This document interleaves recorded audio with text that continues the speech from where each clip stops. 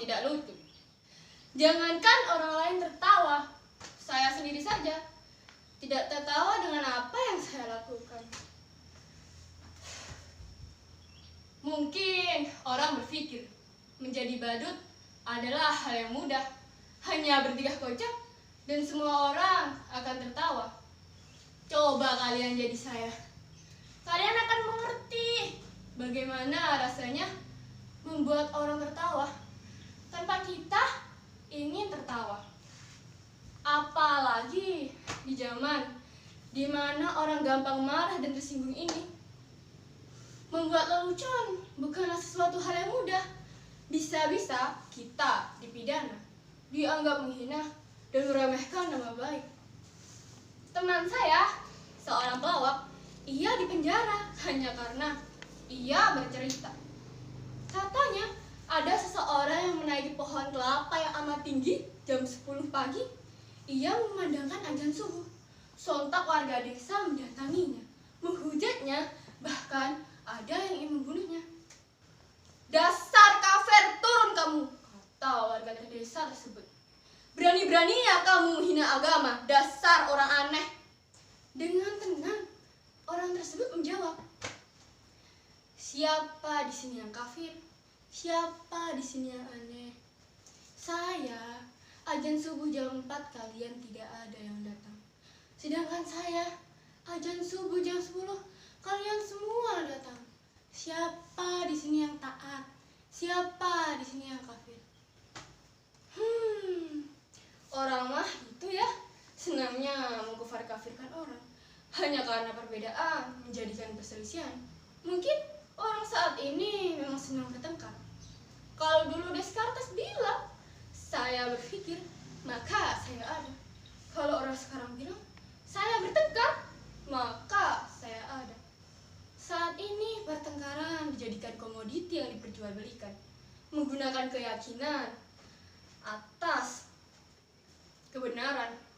Ayat-ayat digunakan untuk kekuasaan. Makanya saat ini sangat susah membuat orang tertawa. Saya menjadi badut karena dulu bapak saya seorang badut. Karena bapak saya badut, akhirnya saya menjadi badut. Kan dulu lagi ngetren anak ngikutin bapaknya. Kayak bapaknya presiden, anaknya juga presiden. Enggak deh ya, wali kota, gubernur. Kok malah saya ngantru sih? Nanti saya malah dipidana lagi. Dulu kata bapak saya, jadi badut itu lumayan enak, gajinya lumayan banyak. Orang-orang sering memanggil bapak saya hanya untuk menghibur. Dulu pelawak dan badut masih dianggap lucu. Sekarang kalah lucunya dengan politik.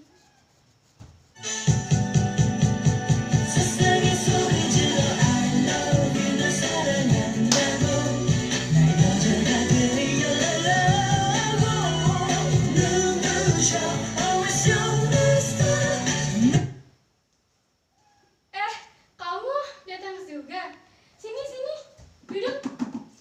Mau minum apa? Mau makan apa? Oh, kamu tidak lapar, juga tidak haus.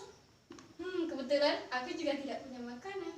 Tapi kita bisa pesen GoFood kok. Tapi kamu yang bayar. Kenalin, ini pacar saya. Jangan ngejek gitu, Badi juga bisa falling in love. Ganteng gak pacar saya? Namanya Litang.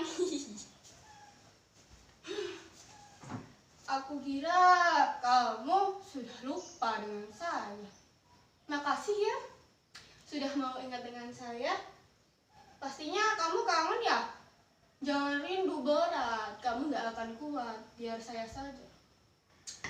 Aku kira kamu juga tidak mau dengan saya. Katanya pacar kamu lebih cantik, kaya, semok badannya. Gak seperti aku ini. Tapi gak apa-apa kok, aku tetap cinta sama kamu. Sumpah I love you, I miss you. Boleh aku peluk kamu gak? Boleh aku cium kamu gak? Hah?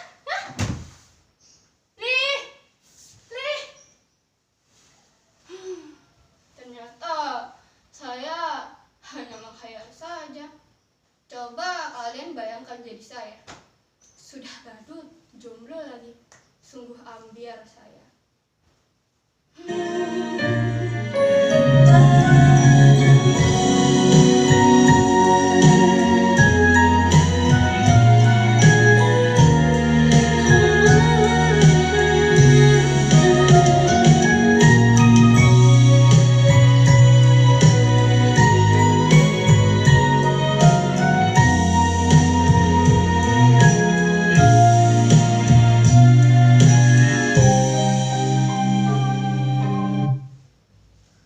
Kenapa kalian lihat saya seperti itu? Apa ada yang aneh dengan saya? Kan sudah saya katakan, saya ini memang orang yang sial, tapi nasib selalu mengejutkan. Lihat saya saat ini, berpakaian begitu rapih, necis, dan cantik. Sungguh saya juga tidak pernah memimpikan hal seperti ini. Tapi mungkin ini takdir saya. Jadi, suatu hari saya diundang untuk mengisi acara kampanye partai. Saya pikir apa yang saya lakukan tidak lucu, tapi semua orang tertawa. Padahal saya hanya menggerak-gerakkan tangan seperti ini, menggerakkan pinggul seperti ini, bahkan berdiri. Semua orang tertawa. Sungguh saya tidak pernah sekonyol dan sebodoh itu. Lalu pemimpin partai mendatangi saya, menjabat tangan saya dan memuji-muji saya. Katanya saya ini karismatik, saya punya bakat yang dimiliki oleh para pemimpin. Pemimpin partai berkata pada saya, saat ini demokrasi tidak memilih pemimpin berdasarkan kecerdasan, tapi berdasarkan ia disukai banyak orang. Semakin banyak orang yang menyukaimu, maka semakin banyak peluang kamu untuk menjadi pemimpin. Orang yang menyukaimu akan selalu mendukung, walaupun kamu salah atau kamu benar. Mau kamu berbohong, yang penting kamu tetap disukai orang. Orang menertawaimu, sesungguhnya ia menyukaimu. Sikap seperti kamulah yang dicari dalam partai. Lalu mereka mendandani saya seperti ini, dan saya diikutsertakan mengikuti pilkada. Padahal saya tidak tahu apa bedanya pilkada dengan PKB. PKB kan tidak boleh untuk anak. Kalau pilkada kan boleh untuk anak. Makanya banyak anak pejabat yang mengikuti pilkada. Tapi saya katakan, saya ini nggak punya ijazah.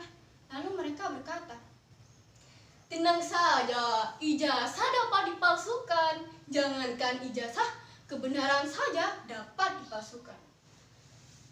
Dan betapa sialnya saya menang dalam kampanye. Orang-orang memilih saya hanya karena mereka terhibur dengan saya. Sungguh, dunia ini memang gila. Ketika saya menjadi badut, saya tidak pernah membuat orang tertawa. Namun ketika saya menjadi pemimpin, saya sering membuat orang tertawa. Sungguh saya ini badut yang sial. Bedo pemimpin, bedo. Sungguh saya ini memang sial. Dulu menjadi badut, sekarang menjadi pemimpin, tapi tetap badut. Badut yang mereka atur, badut yang membuat mereka terhibur. Sungguh saya ini badut yang sial.